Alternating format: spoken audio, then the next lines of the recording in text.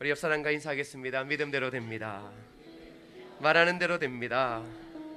기도하는 대로 됩니다. 우리는 지난주에 이어 사르밧 가부가 어떻게 가난을 통해 하나님의 기적을 경험했는지를 살펴보려 합니다.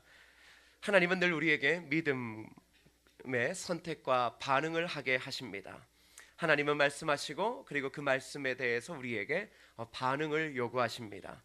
그런데 우리의 반응에서 우리가 쉽게 간과하는 것이 있습니다. 그것은 하나님이 어떤 분이신지를 잊어버린다라는 겁니다.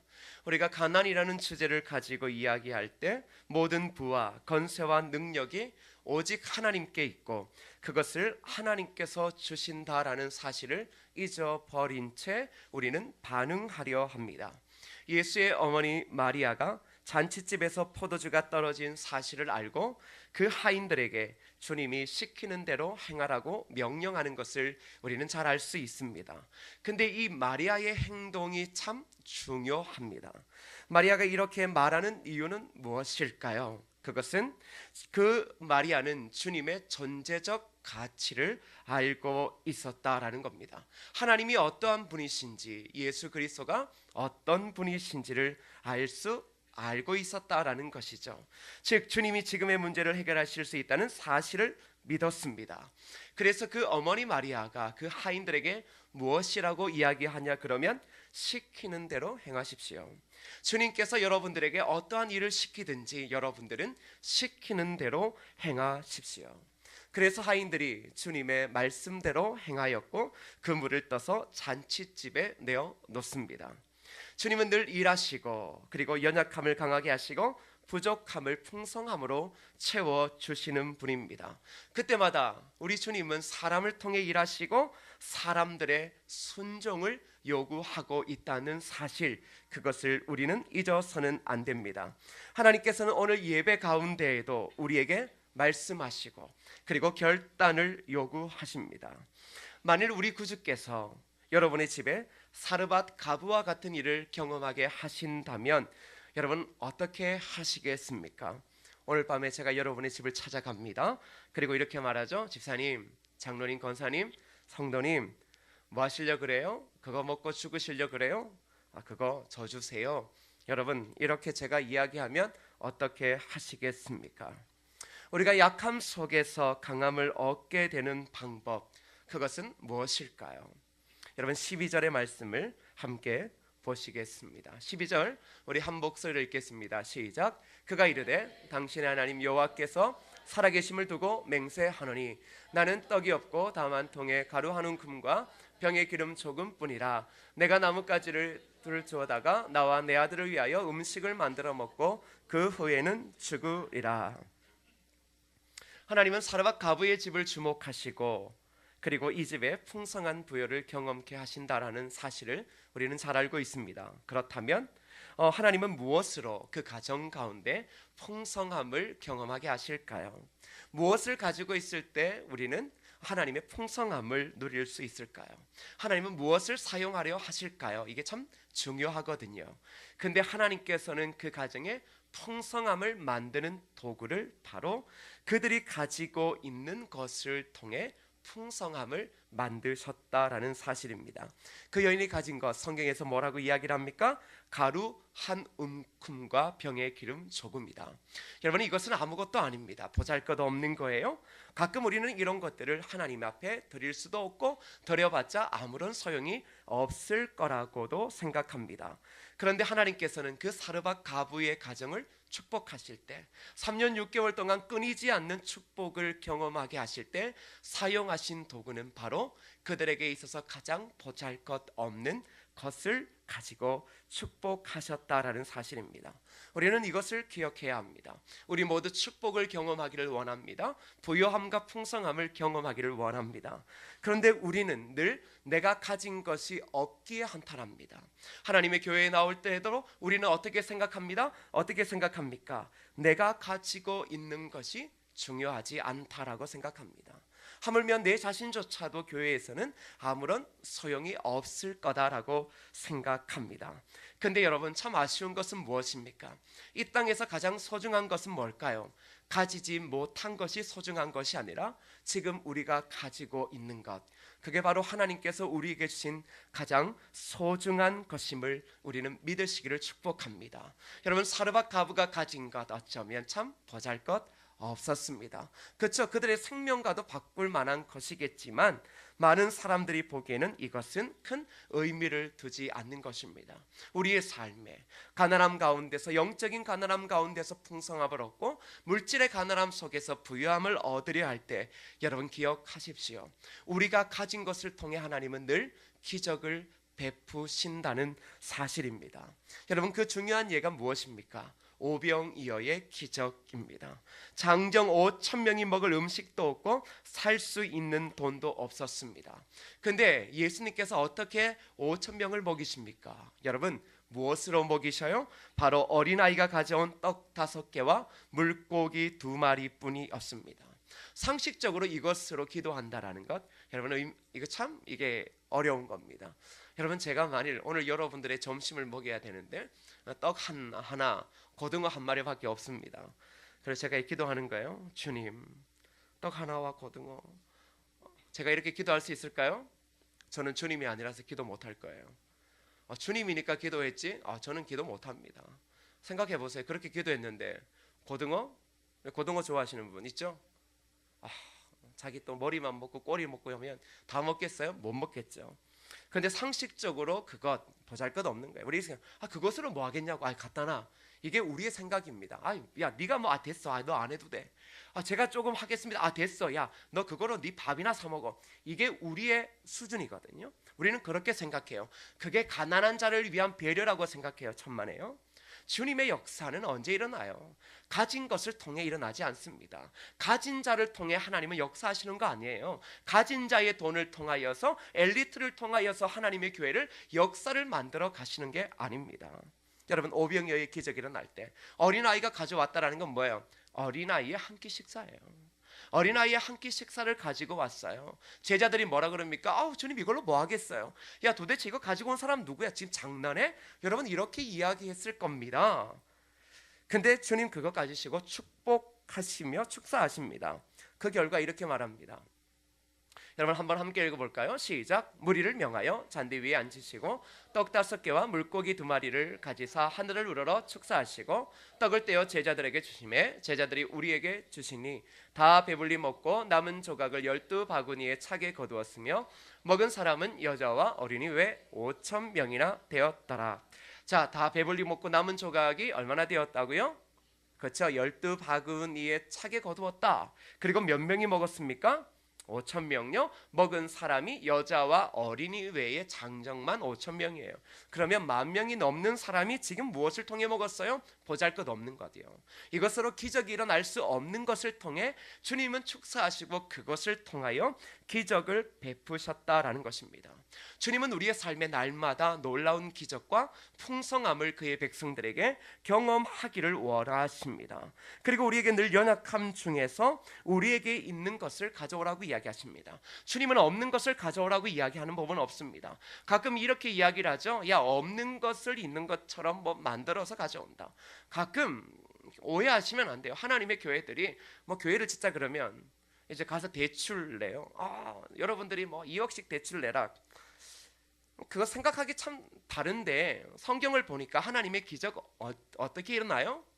가지고 있는 것을 통해 없는 것을 빌려서 해서 일어나는 게 아니더라고요. 우리는 그것을 대단한 믿음이라고 봐요. 그래요. 때로는 대단한 믿음이에요. 그런 감동 주실 때도 있겠죠. 그런데 하나님의 기적은요, 우리가 소홀히 하든 우리가 보잘것없다라고 생각하는 것을 통해 역사하시더라는 겁니다. 여러분, 하나님의 교회가 지금 이 자리까지 왔을 때 우리가 대단한 것을 낸 것은 아닙니다. 대단한 것이라고 생각할 수도 있겠지만 늘 언제나 연약한 것을 통하여 하나님은 그것을 받으시고 그것을 통해 역사하셨다라는 사실입니다. 풍성한 은혜와 부유함을 누리기를 원하십니까? 그렇다면 여러분이 가지고 있는 것이 가장 소중한 것임을 잊지 마십시오. 여러분이 내는 돈 1,000원, 돈 2,000원, 여러분이 내는 헌신, 이것이 부족하다라고 생각하지 마십시오. 여러분, 우리는 가끔 이렇게 생각합니다. 나 같은 것은 아무런 도움이 안 돼요. 그래서 우리 교회는 다 이렇게 대부분 그런 사람들이 이래요. 여러분, 피해의식이에요. 성도들이 피해 의식이 엄청 심해요. 그래서 꼭 보면 목사가 돈 많은 사람하고 일하는 것처럼 보이고 그것이 맞다라고 자기들끼리 쓰군대요. 여러분, 이유는 뭐예요? 여러분이 가지고 있는 것이 소중함을 몰라서 그래요. 주님이 지금 여러분에게 요구하시는 것, 하나님이 요구하시는 것, 여러분의 삶 가운데 풍성함을 지금 누리게 하실 때는요, 여러분의 그 사고가 아니라 여러분이 가지고 있는 것이 떡 5개와 보리떡 떡 5개와 물고기 2마리라 할지라도 내가 이 가장 소중한 것을 주님 앞에 드릴 줄 알 때 하나님은 그 사람의 삶에 역사하시다는 사실이죠.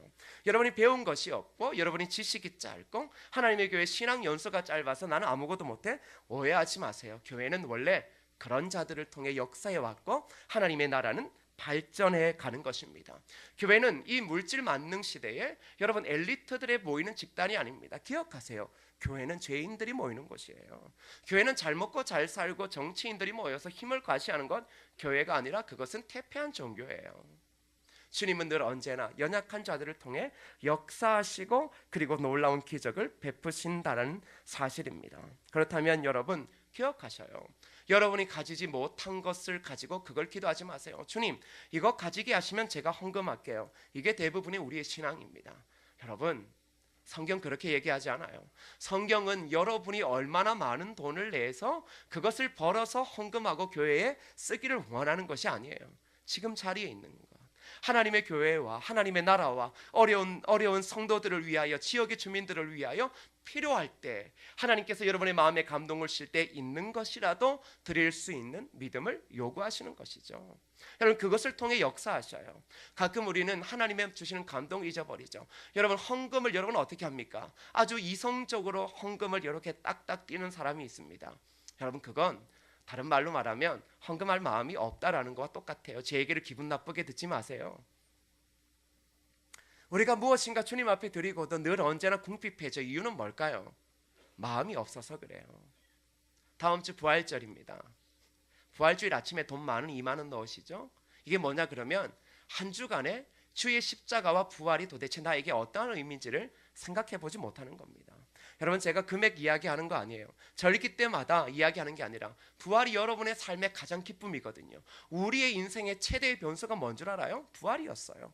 부활을 통하여 우리의 삶이 달라진 거예요. 가치가 달라진 거예요. 죽음을 이길 수 있는 거예요. 그것이 바로 우리의 존재 이유예요. 그런데 우리는 부활절마다 뭐 때문에 시험 들어요? 그날 아침에 얼마를 넣을까? 10,000원, 20,000원? 이걸 가지고 고민하는 거예요. 여러분, 묻고 싶습니다. 부활이 여러분의 인생에 정말로 큰 기쁨입니까? 여러분의 모든 인생의 가치를 바꾸는 진정한 그 은혜의 역사의 날이 부활절입니까? 그런데 여러분의 마음을 보세요. 여러분이 여가 생활하는 거에 10분의 1도 안 되는 것들을 기쁨이라고 드려요. 그 이유가 뭘까요? 그리고 늘 이렇게 말하죠. 아유, 교회를 다녀봐도 기도를 해봐도 은혜가 없더라. 뒤에 나올 거예요. 왜 부유함을 못 누릴까요? 지금 가지고 있는 것에 대한 소중함, 하나님이 주셨다라고 하는 것을 잊어버리기 때문입니다. 사르밧 가부는 자신과 자녀가 먹을 걸 엘리야에게 결국 줍니다. 여러분, 우리는 무자비하다고 생각해요. 우리의 인간적인 이상으로 무자비해요. 여러분들에게 제가 뭐 헌금을 하라, 지금 헌금을 하라는 얘기 아니에요. 헌금을 하든 여러분의 자유예요. 여러분의 헌금의 금액은 자유, 하고 싶은 대로 하세요. 그러나 분명한 신앙과 축복의 원리는 헌금 가운데 숨겨져 있어요. 헌금을 그저 많이 한다, 사람마다 틀려요. 그렇지, 어떤 사람에게는 돈 10,000원이 100만 원의 가치를 가질 수도 있어요. 그걸 관가하는 게 아닙니다. 제가 금액을 이야기하는 게 아니에요. 사르밧 가부는 자신의 남겨져 있는 것을 줍니다. 어쩌면 그 스스로도 이것이 하나님의 교회에 무슨 필요가 있을까? 여러분, 오해하지 마셔야 될 게 이런 게 있습니다. 사르밧 가부가 자신이 먹을 걸 엘리야에게 줬다고 저한테 주려고 하지 마세요. 집에 가서 뭐가 있나? 아, 목사님한테 줘야지. 이거 주니까 복 준다. 목사에게 줘서 복 받는다, 이런 거 별로 없어요, 성경에. 여러분, 맛있게 드셔요. 맛있게 드시라고요. 목사에게 줘서 복 받아야지, 이 생각으로 덤벼들면 안 돼요. 이것은 섬김의 마음이거든요. 자, 이 사르밧 가부는 그것까지도 생각하기 못해요. 엘리야에게 드리니까 복 받겠다, 이 생각도 없어요. 왜? 아, 지금 죽겠는데, 힘들어 죽겠는데 지금 죽으려고 하는데 갑자기 어디서 이상한 선지자 엘리야, 가난하다라는 건 뭐예요? 딱 몰골이 가난한 거예요. 가난하게 생긴 목사가 와가지고 지금 뭐 이야기를 하고 있는 거죠. 근데 여러분, 저요, 그 사르밧 가브가 줄 때 복 받으려고 준 거 아니에요. 그 생각 못해요. 근데 뭐냐 그러면, 그녀는 지금 엘리야에게 준 게 아니에요. 그녀가 자신의 것을 드린 것은 자신의 의지가 아니라 하나님의 은혜예요. 여러분, 우리가 없는 가운데 드릴 수 있는 것, 그건 뭡니까? 하나님의 은혜 아니면 줄 수 없어요. 하나님의 은혜가 아니면 헌금할 수 없거든요. 하나님의 은혜가 아니면 어떻게 해요? 우리는 끊임없이 생각하고 판단해요. 내가 본 게 다음 주일 부활주일도 시험 들 사람 많아요. 목사님 이야기했는데 10,000원 할 수도 없고 50,000원 할 수도 없고, 내가 그래도 안수 집사인데 돈 10만 원 해야 되겠는데, 야 이거 돈 10만 원이면 내 11조랑 똑같은데 이걸 굳이 꼭 해야 되나? 하나님 내 마음 아시겠지? 하나님 여러분 마음 잘 알죠? 어떤 마음요? 성의 없는 마음 잘 아는 거예요. 너 평생 그렇게 신앙생활 하겠구나. 이게 뭐냐 그러면, 여러분 욕하는 거 아니에요. 돈을 많이 한다고 해서 복 받는다 이런 거 아니에요. 어디 돈 많이 한다고 하나님 복 주신다 그래요?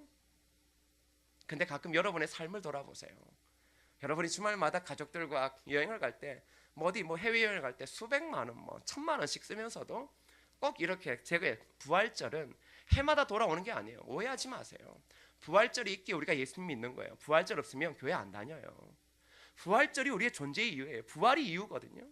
이 세상 어떤 누구가 뭐라 그래도, 내가 세상에서 가난하게 살고 내가 보잘것없이 살고 우리의 식탁에 풀밖에 없어도, 내가 세상에 수많은 사람의 손가락질을 당해도 내 삶이 실패하지 않는 이유는 뭔 줄 알아요?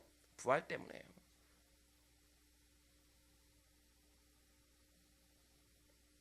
근데 이 사르밧 가브 은혜를 받은 거죠. 저는 이게 하나님께서 주신 은혜라고 생각해요. 은혜 아니면 죽는데 어떻게 드려요? 은혜 아니면 안 되는 거예요. 자, 그래서 그는 그 소중한 것을 하나님께 드립니다. 이제 중요한 부분을 짚을 거예요.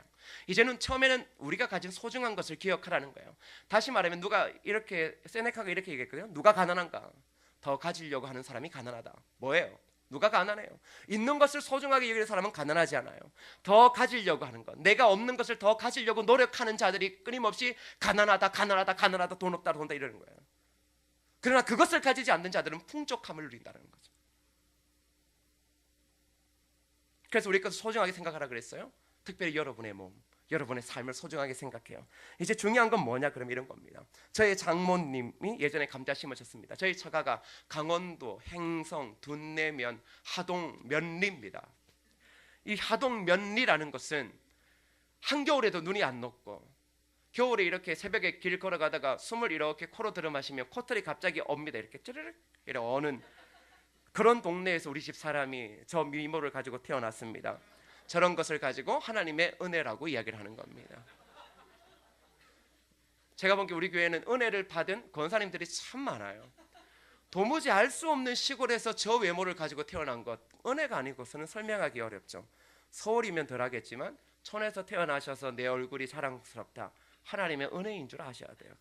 자, 저희 처갓집에 딱 가면 제가 좀 가기 싫어하는 이유가 있어요. 파리가 엄청나게 많아요. 그래서 저는 파리 이런 거 되게 귀찮아하거든요. 한두 마리면 괜찮아요. 문만 열어놓으면 온 동네 파리가 다 장모 산 밑인데, 정말 미쳐버릴 것 같아요. 그 어느 날 갔더니 냄새도 지독해요. 그래서 내가 파리가 안 끓을 수가 없는 거예요. 그래서 이렇게 옆에 그 집이 산 밑에 있고, 집이 되게 위험해요. 여기가 집 뒤에가 산이에요. 그래서 비 오면 거기서 못 자겠더라고요. 무너져 내릴까 봐. 근데 이제 그 냄새가 진동을 해. 이따만한 시커먼, 이걸 사투리는 다라이라고 하는, 아시죠? 빨간 고무대야. 이 검은색이 이따만한 게 있는 거예요. 냄새가 독해요. 그래서 제가 뚜껑을 열어봤어요. 냄새가 지독해요. 이 뭐냐 그러면 감자를 삭히고 있는 거예요. 그래서 제가 그랬어요. 사먹지 이걸 왜 이만한 걸 삭혀도요, 그 감자 분가루가 얼마큼 나오지 않아요? 요거밖에 안 나와요.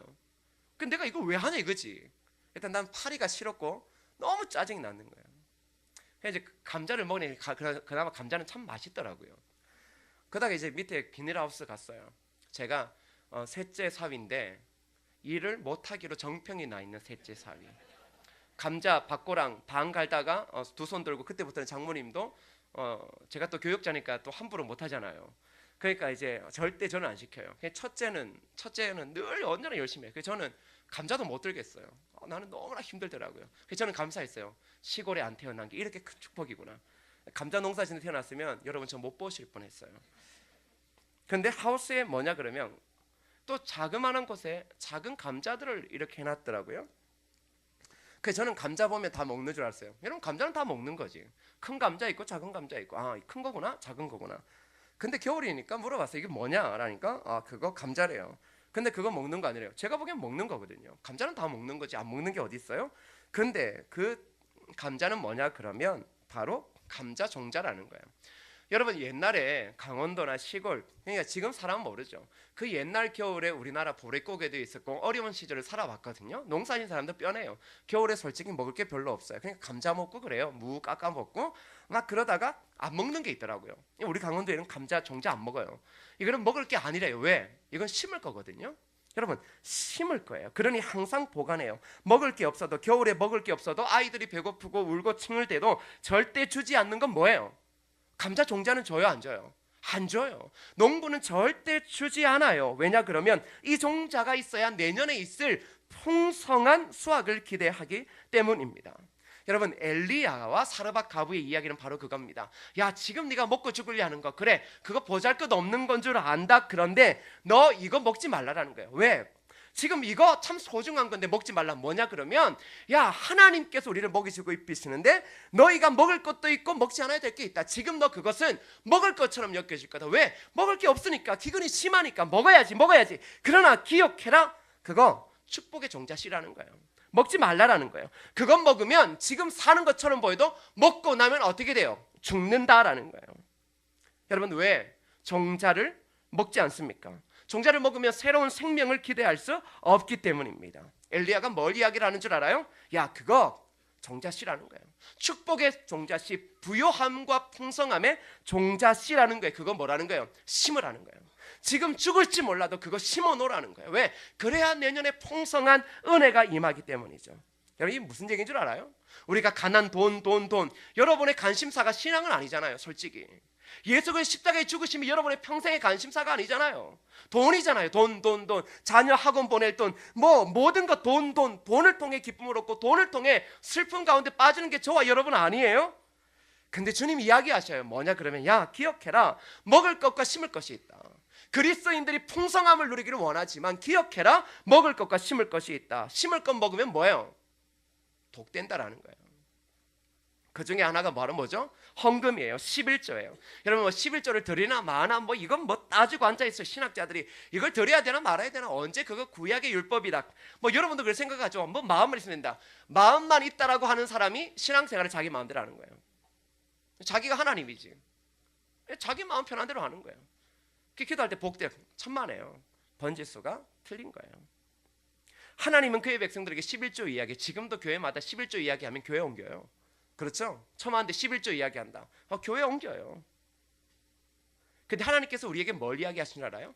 자, 우리가 세상 사람 아니에요. 하나님 사람이에요. 10분에 얼마를 먹으라 그래요? 여러분 하나님과 여러분이 동급해요. 여러분 몇 대 몇으로 나눴어요? 지금 9대 1로 나눴어요. 9대 1로 나눴거든요. 하나님이 6대 4로 나눈 것도 아니에요. 7대 3도 아니에요. 5대 5도 아니에요. 9대 1로 나눴어요. 야 너 9 먹어, 나 1 먹을게. 얼마나 좋아요. 근데 이게 뭐냐 그러면, 왜 우리에게 1이라는 것을 다시금 드리게 할까요? 지금 뭐 하나님이 뭘 하겠다, 뭐 그 1을 가지고 뭐 교회가 11조를 가지고 뭐 그런 오해하지 말고, 여러분이 하나님 앞에 먼저 서 있는 걸 보라고요. 뭐 하는 거예요? 10분의 1은 다시 심으라는 거예요. 11조는 구원의 문제 아니에요. 뭐 구원을 얻고 문제가 아니에요. 헌금이 구원을 얻고 안 얻고의 문제가 아니에요. 여러분이 기분 좋을 때 헌금하고 기분 안 좋을 때 헌금하고 이런 문제가 아니에요. 그건 신앙생활도 아니에요. 이건 축복의 법칙이고 부유함의 법칙인 거예요. 그것이 바로 우리의 미래를 보장해 주는 거예요. 우리의 부모 세대는 이것을 확실히 구분했어요. 헌금을 받으면 먼저 뭘 떼어요? 10의 1조를 떼어요. 우리는 다 받아놓고 제일 나중에 뭐예요? 헌금 모자란다 하고 이렇게 이야기를 해요. 순서가 틀린 거예요.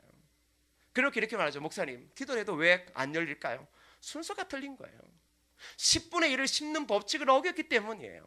여러분 우리는 먹고 살기가 힘드니까 뭘 이야기를 합니까? 자꾸 이렇게 말합니다. 하나님 먹고 살기도 힘들어요. 10분의 1을 띄면 우리는 죽을 것 같아요. 그러네 뭐예요? 그것까지 먹으면 너네 진짜 죽는다라는 거예요. 다시 말하면 평생 돈 그러다가 돈에 허덕이며 살아간다라는 거예요. 가난을 싫어하지 않습니까? 풍성함을 원하지 않아요? 그런데 오히려 하나님 앞에 심어야 될 것 여러분 심고 있습니까? 먹고 있습니까? 심고 있어요? 먹고 있어요? 고민해 볼 필요가 있는 것입니다. 사르밧 과부는 은혜를 받았죠. 이거 먹을 게 아니라 심어야 될 것을 알았습니다. 그 결과가 무엇입니까? 여러분 함께 읽어볼까요? 그 결과 여호와께서 시작. 여호와께서 엘리야를 통하여 하신 말씀같이 통의 가루가 떨어지지 아니하고 병의 기름이 없어지지 아니하리라. 여러분 이스라엘이 3년 6개월 동안의 기근이 임합니다. 그런데 그때 그 결과가 뭐예요?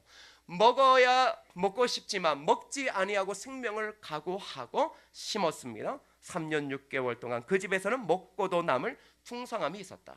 여러분 지금 우리나라의 상경이 경제적 기근 아니에요? 여러분 끊임없이 내리막길을 겪고 있어요. 뭐 경제 부양책, 뭐 건설을 살리자, 이게 사람의 힘으로 안 돼요. 여러분 이 자본주의는 그래요. 어느 정도 정점을 찍으면 내리막을 가게 되어져 있어요. 그래서 이제 우리가 뭐래요? 남북 통일되었으면 좋겠다. 뭐 이런 거거든요. 아니면 뭐 전쟁이 일어나야 다시 뭐 이게 회복되어지고 경제적 투자가 되는 거지. 지금은 내리막길이에요. 일본보다 더 심할 거예요. 자 그러면 우리의 삶 뻔하다고요. 어렵다고요. 그런데 그 기근이 언제까지도 갈지를 몰라요. 근데 하나님의 백성들 어떻게 먹고 살아요? 바로 심음을 통해서라는 거죠.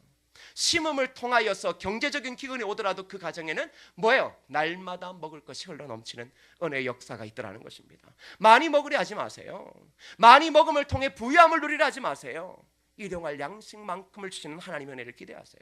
경제는 더 힘들어질 겁니다. 아무리 노력해도 여러분의 힘으로 못 이길 수가 있어요. 그러나 기억해요. 그때마다도 주어진 것에서 끊임없이 심어요. 왜요? 그게 축복의 법칙이에요. 그러면 하나님께서 우리의 삶에 풍성함이 아니라 어떤 풍성함요?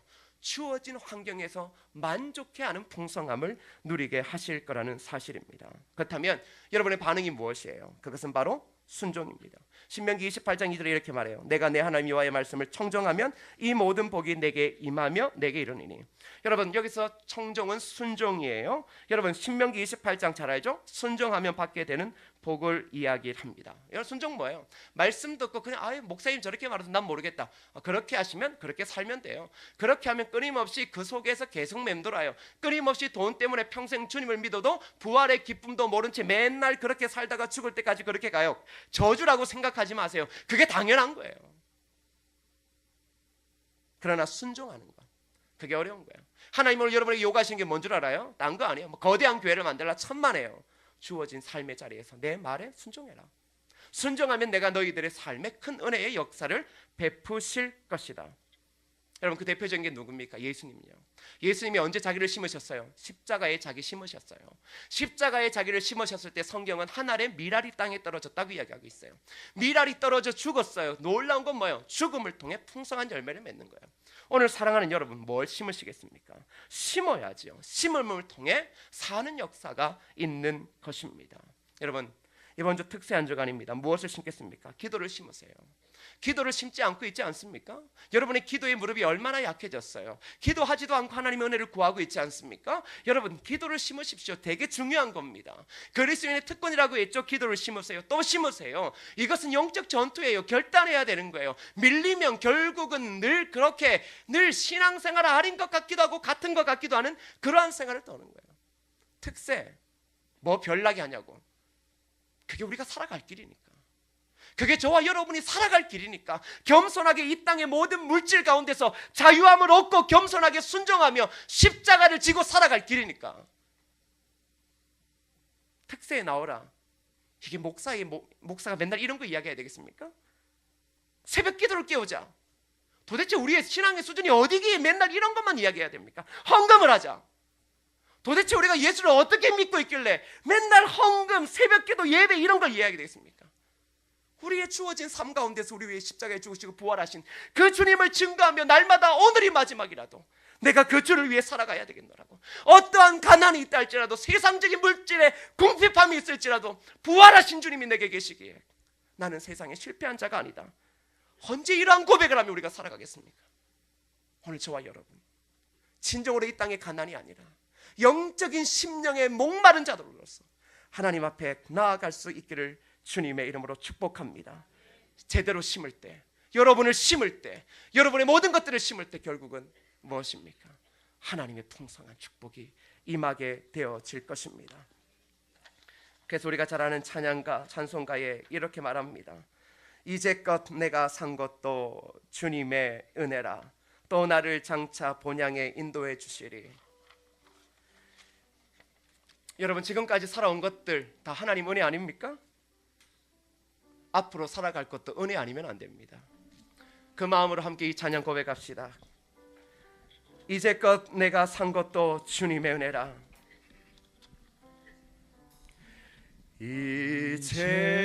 이제껏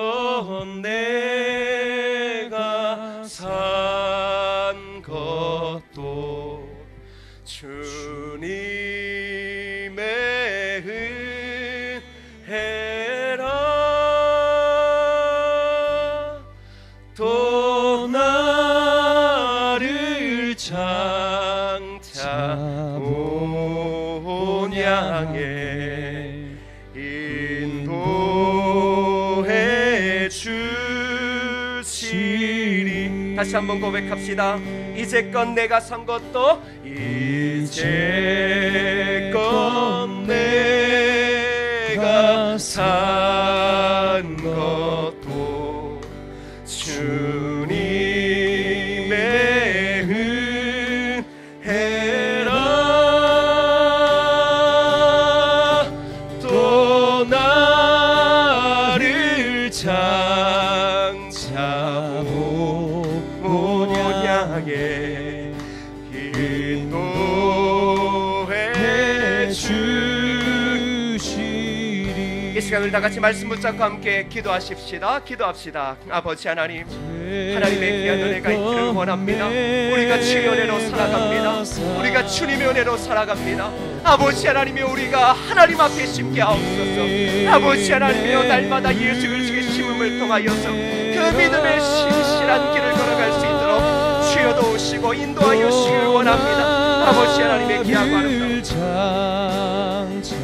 주의 아름다운 은혜가 우리의 이 땅의 삶 가운데 속에서도 날마다 풍성한 은혜가 넘칠 수 있도록 주여 도와시고 인도하여 주시옵소서. 아버지 하나님의 은혜를 구합니다. 주의 은혜를 구합니다.